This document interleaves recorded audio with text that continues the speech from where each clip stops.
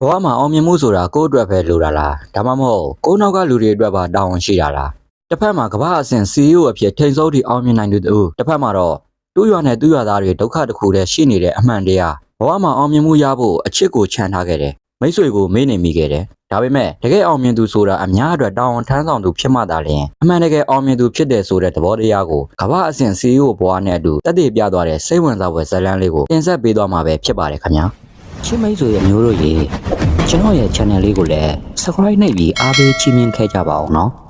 ။ company တစ်ခုမှာ CEO အသစ်ကြီးညာခြင်းနဲ့ဇလန်းလေးကိုစတင်ထားပါတယ်။သူ့နာမည်ကတော့ Mr. Yoshikuma ပဲဖြစ်ပါတယ်။ဒီလောကကြီးကမင်းအတွက်ပါဆိုပြီးလူတစ်ယောက်က Yoshikuma ကိုပြောလိုက်ပါတယ်။အသက်ငယ်ငယ်ရွယ်ရွယ်နဲ့အောင်မြင်ကျော်ကြားနေတဲ့ Yoshikuma ရဲ့အကြောင်းကိုအင်တာဗျူးနေပါတယ်။ဒီနေရာဒီယာတို့ကိုရမယ်လို့တွေးခဲ့ဘူးလားလို့မေးလိုက်တော့တွေးခဲ့တယ်ဒါကြောင့်လဲဒီနေရာကိုရောက်လာခဲ့ရကြောင်း Yoshikuma ကပြန်ဖြေလိုက်ပါတယ်။နောက်စဉ်ဝင်ငွေအများကြီးရနေတာကိုဘယ်လိုခံစားရလဲလို့မေးလိုက်တဲ့အခါ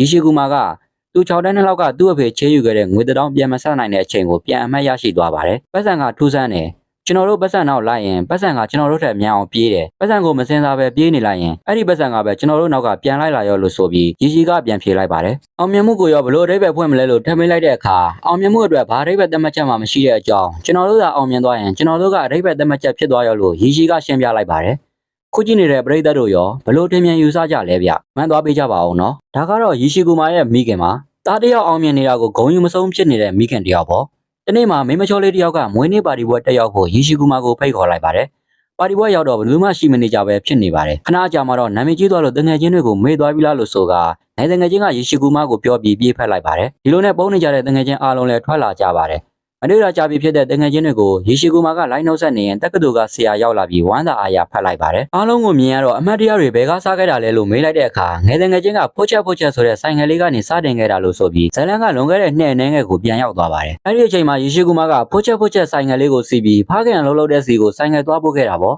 ။ဒီလိုနဲ့ဖခင်ဖြစ်သူကိုလူတစ်ယောက်ကအော်ငေါ့နေတာကိုတွေ့လိုက်ရပါတယ်။ Yoshikumaကအဆိုပါလူနောက်ကိုလိုက်ပြီးလူကြီးတွေကိုမျိုးသက်သက်ဘူးလားလို့ဆိုကရိုက်နှက်ဆုံးမလိုက်ရပါတယ်။တက္ကသိုလ်စားတဲ့ရမနေ့ကျောင်းသားအလုံးကိုကျောင်းအကြီးကမိန်ကွန်းပြောလို့နေပါတယ်။ဒီကျောင်းကိုတီထောင်ကလေးကကျောင်းသားပေါင်း9000လောက်အောင်မြင်သွားပေမဲ့ထူးချွန်သွားတဲ့ကျောင်းသား9ယောက်ရှိတယ်။ဒီကျောင်းကအောင်မြင်နည်းတွေတင်ပြပေးတယ်။ဒါပေမဲ့ရှေးလူကြီးတွေပြောခဲ့တယ်လို့ကြာရှုံးမှုဆိုတာအောင်မြင်မှုရဲ့ပထမခြေလှမ်းပါလို့ဆိုကကျောင်းအကြီးကအမှားစကားပြောကြပြီးတယောက်ယောက်တစ်ခုပြောချင်ရင်စင်မော်တက်ပြောပေးဖို့ဖိတ်ခေါ်လိုက်ပါတယ်။ဒီလိုနဲ့Yoshikumaကစင်မော်တက်သွားပြီးရှုံးနေမှုဆိုတာပထမခြေလှမ်းလို့ဆရာပြောခဲ့တဲ့စကားကိုကျွန်တော်မယုံဘူးလို့စတင်ပြောဆိုလိုက်ပါတယ်။အဲ့ဒီစကားက Facebook မှာမနက်စောစောပို့လာတဲ့စာလောက်ပဲလက်ခံလို့ရတယ်။ရှုံးနေမှုကိုအနိုင်ယူဖို့နှိမ်နှင်းဖို့ဒီကဘာကြီးဟာစောင့်နေတယ်။ကျွန်တော်တို့ဟာအောင်မြင်မှုတက်ပိုကောင်းတဲ့တခြားရည်မှန်းချက်မရှိသင့်ဘူး။အောင်မြင်မှုဆိုတာပြီးဆုံးတယ်မရှိဘူး။ဒီကြောင့်ကအောင်မြင်မှုတွေသင်ပေးနေတာမဟုတ်ပဲလူတိုင်းကသူ့နယ်ပယ်မှာသူ့နည်းသူ့ဟန်နဲ့အောင်မြင်နေကြတာပါ။အောင်မြင်မှုဆိုတာပန်းနိုင်မဟုတ်ဘူးအောင်မြင်မှုဆိုတာမပြေဆုံးနိုင်တဲ့ခရီးတစ်ခုပါလို့ပြောလိုက်တော့ကျောင်းသားအားလုံးနဲ့ဆရာတွေကပါYoshikumaကိုလက်ခုပ်တီးအားပေးကြပါတယ်။ကျောင်းသားတစ်ယောက်ကငါးနမီအားကြီးဆိုပြီးYoshikumaကိုမိတ်ဆက်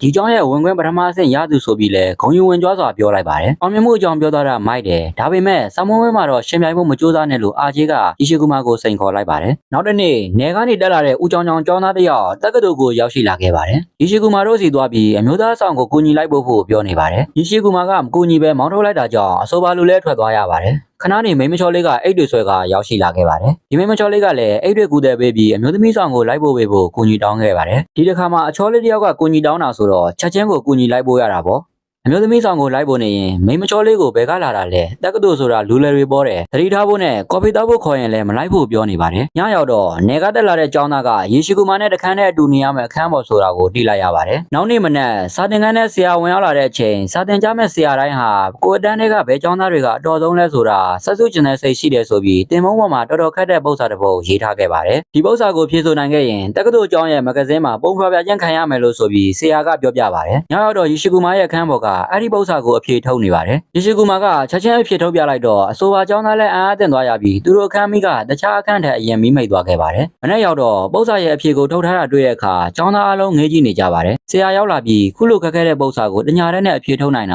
ာဒီကျောင်းမှာမရှိသေးဘူးလို့ဆိုပြီးအံ့ဩစွာပြောနေပါတယ်ဘယ်သူအဖြေထုတ်တာလဲလို့မေးတော့Yoshikumaကအခန်းပေါ်ကိုတွန်းထုတ်ပြီးသူတို့တာလို့ဆရာကိုပြောပြလိုက်ပါတယ်အဆိုပါကျောင်းသားကိုအားလုံးကလက်ခုပ်တီးဂုဏ်ပြုကြပါတယ် ဆရာကနောက်ထပ်ခက်ခဲတဲ့ပု္ပ္ပာကိုပေးလိုက်ပြန်ပါတယ်နောက်တစ်နေ့မနေ့ရောက်တော့အဆိုပါကျောင်းသားပဲပု္ပ္ပာကိုအဖြေထုတ်ထားတာတွေ့လိုက်တဲ့အခါဆရာကိုယ်တိုင်အားအသင့်သွားရပြန်ပါတယ်ဒီလိုနဲ့မိမချောလေးကအဆိုပါကျောင်းသားကိုကော်ဖီတောက်ဖို့လာခေါ်တဲ့အခါငါးရွာမှာရေးသားရှိတယ်သူမကငါ့ကိုတော်တော်ယုံကြည်ထားတာလို့ပြန်ပြောလိုက်ပါတယ်မိမချောလေးကတကယ်ချင်းအနေနဲ့လာခေါ်တာပါလို့ဆိုလိုက်တော့အဆိုပါကျောင်းသားလည်းလက်ခံလိုက်ပါတယ်မင်းမတကယ်ရောရေးသားရှိလားလို့ယေစီကူမာကမေးလိုက်တဲ့အခါအဆိုပါကျောင်းသားကပုံကိုပြလိုက်ပါတယ်နောက်တစ်နေ့မိမချောလေးကော်ဖီတောက်ဖို့ချိန်တာကပု္ပ္ပာရဲ့အဖြေကိုရှင်းပြခိုင်းခြင်းလို့ဆိုတာသိသွားတာနဲ့ရှောင်ပြေးသွားပါတယ်တခြားကျောင်းသူတွေကလည်းပု္ပ္ပာအကြောင်းပဲမေးနေတဲ့အခါကျောင်းသားအလုံးကိုခေါ်ပြီးဆရာပေးတဲ့ပု္ပ္ပာတွေကိုအဖြေထုတ်သူကအခန်းပေါ်ယေစီကူမာဖြစ်ကြောင်းပြောပြလိုက်တော့အားလုံးလည်းအံ့ဩသွားကြပါတယ်အကြောင်းဆုံးသိသွားတဲ့ဆရာကယေစီကူမာစာလုံးနေတဲ့နေရာကိုရောက်လာပြီးပု္ပ္ပာတွေကိုမင်းကိုယ်တိုင်ဖြေရှင်းပြီးဘာကြောင့်တခြားကျောင်းသားကိုလူပုံနဲ့တွန်းပိုးရတာလဲလို့မေးလိုက်ပါတယ်လက်ခုပ်တန်နည်းနည်းလေးအတွက်လာခဲ့တာမဟုတ်ဘူးကျွန်တော်လိုအပ်နေတဲ့ဆရာတို့ကျောင်းကဘွဲလက်မှတ်ရဖို့အတွက်လာခဲ့တာဖြစ်ကြောင်းယေစီကူမာကဆရာကိုရှင်းပြလိုက်ပါတယ်မင်းကဘာကိုများအောင်မြင်ကြလို့လဲလို့ဆရာကမေးလိုက်တဲ့အခါယေစီကူမာက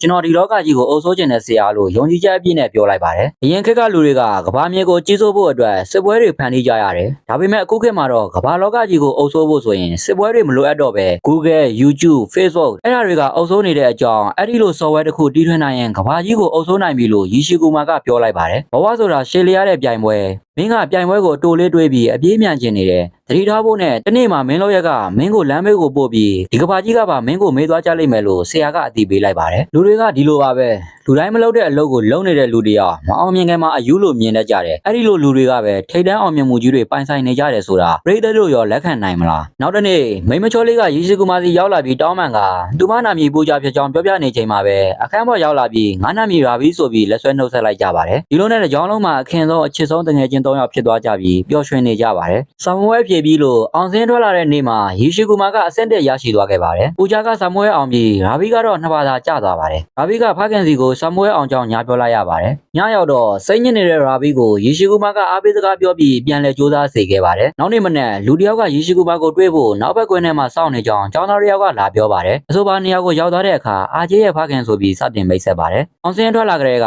သားဖြစ်သူစိတ်တွေညစ်နေခဲ့တာယေစီကြောင့်ဆိုပြီးနောက်ဆုတ်ပေးဖို့ပြောနေပါတယ်သူ့မှာဆရာလိုအဖေမျိုးရှိတာမနာလိုတောင်ဖြစ်မိကြောင်းယေစီကပြောလိုက်ပြီးကိုသားတယောက်ကိုအဆင့်တက်ရစေချင်တာမမှားပေမဲ့တခြားသူကိုနောက်ဆုတ်ပေးဖို့ပြောတာတော့မှားတယ်လို့ရှင်းပြလိုက်ပါတယ်နောက်တစ်နေ့ပူဂျာကသူ့အိမ်ကိုလဲလာဖို့ယေစီကူမာကိုဖိတ်ခေါ်လိုက်ပါတယ်ယေစီကူမာရောက်လာပြီးပူဂျာတို့အိမ်မှာဘယ်သူမှရှိမနေတာကိုတွေ့လိုက်ရပါတယ်ဒီလိုနဲ့တန်းဆန်ကန်ဘဲမှာလဲလို့မေးပြီးယေစီကတန်းဆန်ကန်ကိုသွားလိုက်ပါတယ်ပြန်ထွက်လာတဲ့အခါပူဂျာရဲ့မိသားစုကထိုင်ဆောင်နေတာကိုတွေ့တော့ယေစီအံ့ဩသွားရပါတယ်အဆိုပါမိသားစုကသူတို့ကိုသူတို့မိတ်ဆက်ပြီးယေစီကိုမွေးချင်းဘယ်နှယောက်ရှိလဲကျောင်းပြင်းရောတလားဝင်ငွေဘယ်လောက်ရှာနိုင်မလဲအတော်စားရောကင်းရလားဆိုပြီးမိကုံပေါင်းစုံမေးနေကြပါတယ်အဲ့ဒီအချိန်မှာပဲပူဂျာရောက်လာပြီးယေစီကနှစ်ယောက်တည်းစကားပြောဖို့ခေါ်သွားပါတယ်တနေရာရောက်မှာစိတ်ဆက်ကြောင်းလန်းနေတဲ့အတိုင်းပဲမိကုံတွေမေးနေကြရတာလဲလို့ယေစီကပူဂျာကိုပြောပြလိုက်တဲ့အခါသူတို့ရဲ့မြေးချစ်တဲ့ယောက်ျားလေးအကြောင်းကိုသူတို့မသိချင်ပဲနေမလားလို့ဆိုပြီးပူဂျာကပြန်ဖြေလိုက်ပါတယ်ဒီလိုနဲ့ပူဂျာကနင်းကိုချစ်တဲ့ယေစီဆိုပြီးပြောပြောဆိုဖက်လိုက်တဲ့အခါဘယ်ချိန်ကချစ်မိတ်သွားတာလဲဆိုပြီးယေစီကူမာကမေးလိုက်တော့နင်းကိုနားလဲသွားတဲ့နေ့ကလေးကလို့ပူဂျာကပြန်ဖြေလိုက်ပါတယ်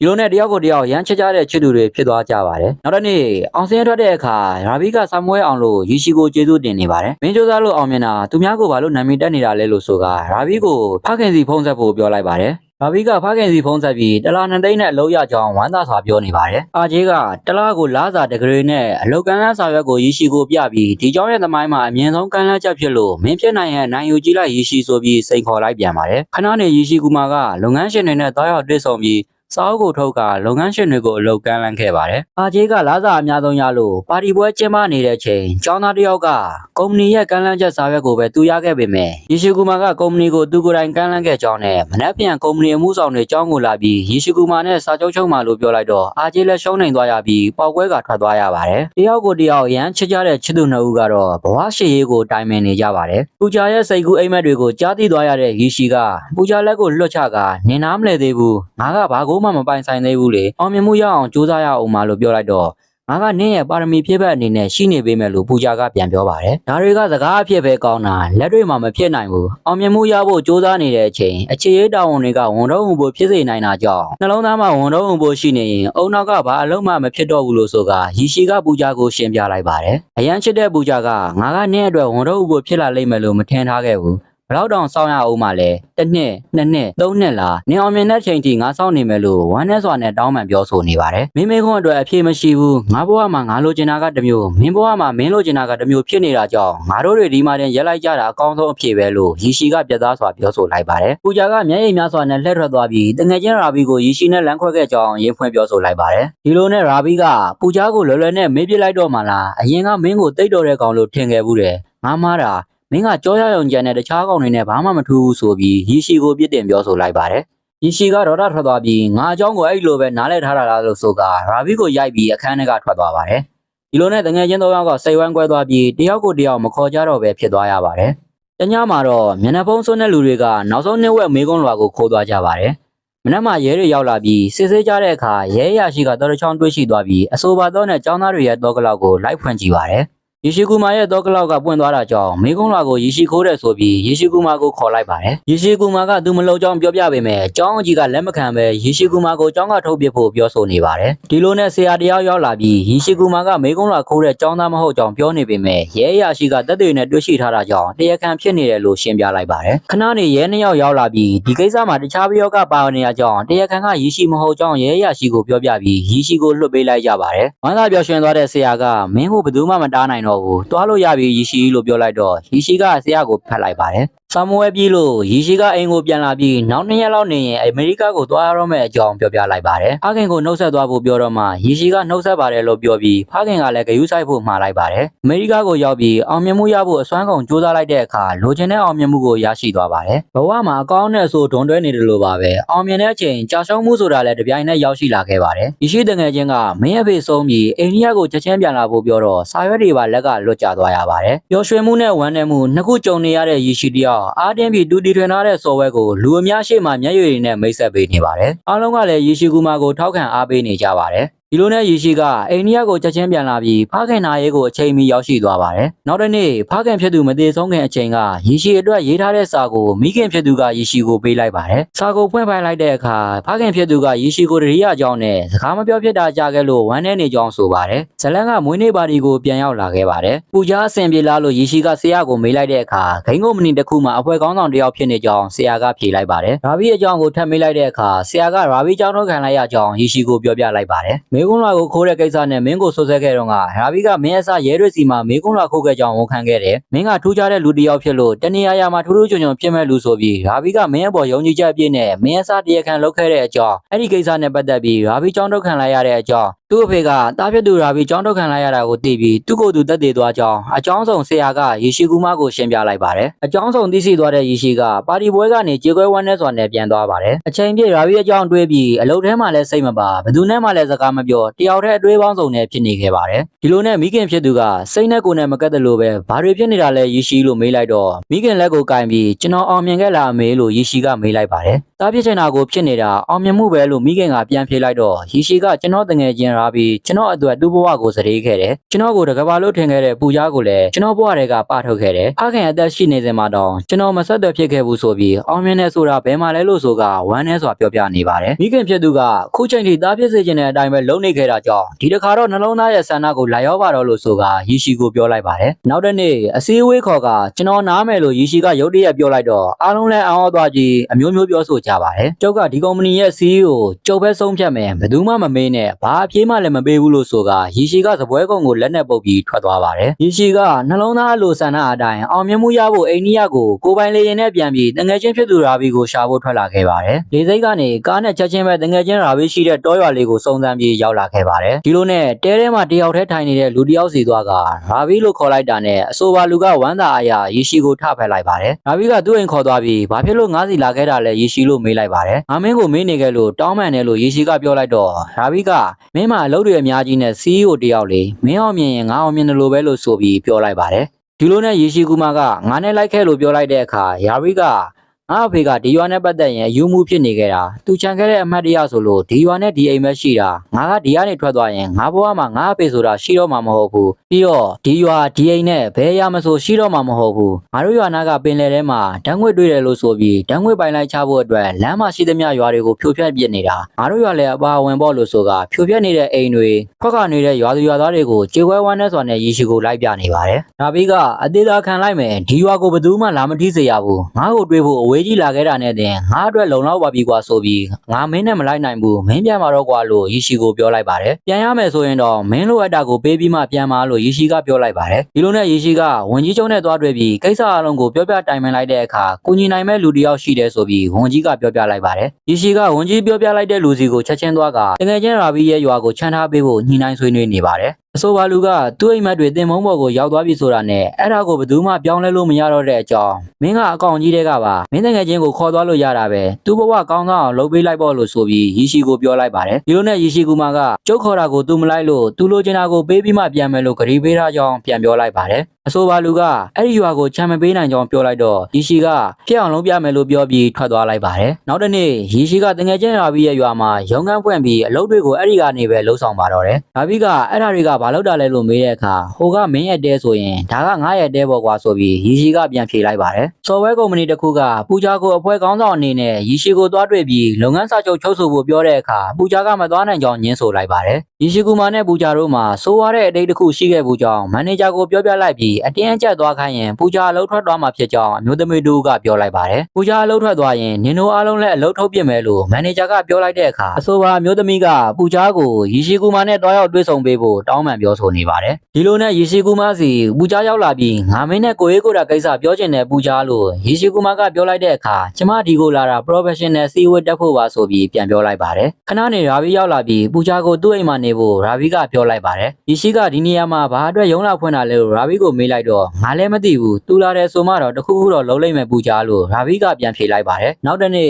ရီရှိကူမာကပထမဆုံးအချိန်မီဒီယာနဲ့တွေ့ဆုံมาတော့မယ်ဆိုပြီးသတင်းတင်ဆက်နေကြပါတယ်သတင်းသမားတွေကဘာကြောင့်နယူးယောက်ကနေဒီကိုလာပြီးရုံးလာဖွင့်တာလဲလို့ရီရှိကိုမေးလိုက်တဲ့အခါကျုပ်လာတာကျုပ်တငယ်ချင်းကိုခေါ်ဖို့ဒါပေမဲ့သူကျုပ်ကိုညင်းလိုက်လို့သူ့အတွက်ဒီမှာရုံးဖွင့်လိုက်တာပါဆိုပြီးရီရှိကရိုးရိုးလေးဖြေရှင်းလိုက်ပါတယ်ဆရာကိုညင်းတဲ့တငယ်ချင်းကဘယ်သူလဲဗျသူကဘာကြောင့်ညင်းရတာလဲလို့ရီရှိကိုမေးလိုက်တဲ့အခါဟိုတဲထဲမှာတယောက်တည်းထိုင်နေတဲ့ရာဘီဆိုတဲ့လူဘာကြောင့်ညင်းရတာလဲသိချင်ခမားတို့ဘာသာသွားမေးလိုက်လို့ရီရှိကပြောလိုက်ပါတယ်သတင်းသမားတွေကရာဘီစီကိုသွားကရေရှိကူမာခေါ်တာကိုဘာလို့လိုက်မသွားတာလဲလို့မေးလိုက်တဲ့အခါဒီရွာနဲ့ဒီအိမ်ကိုထားခဲ့ပြီးဘလို့လို့လိုက်သွားနိုင်မှာလဲဗျာဆိုပြီးရာဘီကပြန်ဖြေလိုက်ပါတယ်အားလုံးကကိုအိမ်ကိုစွန့်ပြီးနိုင်ငံခြားကိုသွားနေကြတာပဲမလားလို့သတင်းသမားတယောက်ကမေးလိုက်တဲ့အခါကိုပြန်လာတဲ့အချိန်ကျရင်ကိုအိမ်နဲ့ကိုရွာမရှိတော့ဘူးဆိုတာသိရင်ခမားတို့ရောလိုက်သွားမလားလို့ရာဘီကပြန်မေးလိုက်တော့သတင်းသမားတွေလည်းကြောင်သွားကြပါတယ်ကျွန်တော်မသွားနိုင်ဘူးဒီရွာကိုကျွန်တော်မထားခဲ့နိုင်ဘူးရွာတရွာဆိုတာဖြိုးချဖြတ်စည်းလို့ရတဲ့နန်းရံတွေတစ်ပင်တွေလားရွာတရွာဆိုတာဘဝတချို့အိမ်တဲ့အိမ်ဆိုတာအမတ်တရားတချို့ကိုပြောတာပါဆိုပြီးရာဘီကသတင်းသမားတွေကိုပြောလိုက်ပါတယ်လွန်ခဲ့တဲ့6လကတည်းကရာဘီဆန္ဒပြနေကြောင်းသတင်းတင်ဆက်နေတာကိုရွာသားတွေကကြည့်ပြီးရာဘီနောက်ကိုသွားထိုင်ကြပါတယ်ဒီလိုနဲ့တဲလေးတွေကတယောက်ကန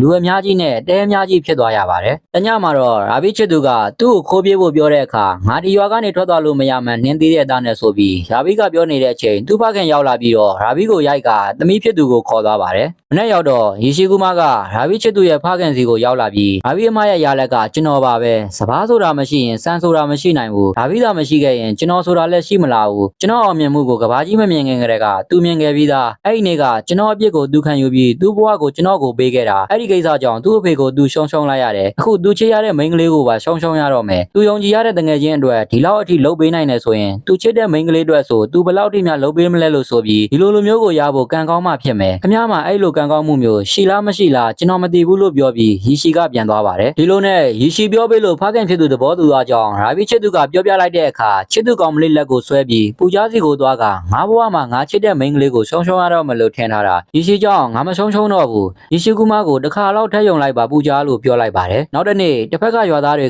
ကားတွေနဲ့ရောက်ရှိလာခဲ့ကြပါတယ်အဲ့ဒီရွာသားတွေကလည်းရာဘီရဲ့အနောက်မှာရှိနေပေးမယ်ဆိုပြီးအားလုံးကဟေ့ကျွေးလိုက်ကြပါတယ်ဒီလိုနဲ့ရာဘီကိုထောက်ခံပေးဖို့အတွက်ဖြက်စီး ခံရတော့မဲ့ရွာတွေအများကြီးကလာရောက်ပူးပေါင်းမှုကြောင့်ကြောက်ခမန်းလေးလေးတိုးများလာတဲ့အကြောင်းသတင်းမီဒီယာတွေကတင်ဆက်နေကြပါတယ်။နောက်တစ်နေ့မစ္စတာဘီဘစ်ကရေရှည်တောင်းဆိုထားတဲ့ရွာကိုပေးမယ်လို့ပြောတဲ့အခါမဖြစ်နိုင်တော့ဘူးအရွယ်အတွက်တိုးများလာပြီးရွာပေါင်း40ရွာဖြစ်သွားပြီလို့ဆိုပြီးတဲတဲကိုကြီးခိုင်းလိုက်ပါတယ်။ကျုပ်ကတူတို့အားလုံးအတွက်တောင်းနေတာနောက်ထပ်ရွာတွေထပ်မတိုးလာခင်အထိ40ရွာကိုလက်လွတ်လိုက်ဖို့ရေရှည်ကမစ္စတာဘီဘစ်ကိုပြောလိုက်ပါတယ်။တညမှာတော့ရာဘီအိတ်နေတဲ့အချိန်လူဆိုးတွေကတက်ဖို့ကြိုးစားကြပါတယ်။ကလေးတယောက်ကတွေးသွားတဲ့အခါရေရှည်ကိုအတိပေးလိုက်ပါတယ်။ဒီလိုနဲ့ရေရှည်လဲရာဘီစီကိုအပြေးလွှတ်လိုက်သွားပြီးလူဆိုးတွေနဲ့တိုက်ခိုက်ကြပါတယ်။ရာဘီကဓာတ်ရရအချက်ပေါင်းများစွာနဲ့ဆေးရုံကိုရောက်သွားခဲ့ရပါတယ်။ရွာသားတွေကရေရှည်ကရာဘီကိုလှုပ်တဲ့ဆိုပြီးရေရှည်ရဲ့ရုံကိုဖျက်ဆီးနေကြပါတယ်။ဆရာအောင်ကတွေးထွက်လွန်ထားတဲ့အတွက်တတိယလာဖို့အချိန်နဲ့နဲ့ကြာအောင်မယ်လို့ရေရှည်ကိုပြောပြလိုက်ပါတယ်။မစ္စတာဘီဘစ်ကဒီကိစ္စတွေကိုကြိုးကင်တဲ့သူကယေရှုကူမာပဲဆိုပြီးတရင်လွှတ်လိုက်တဲ့အခါရွာသားတွေက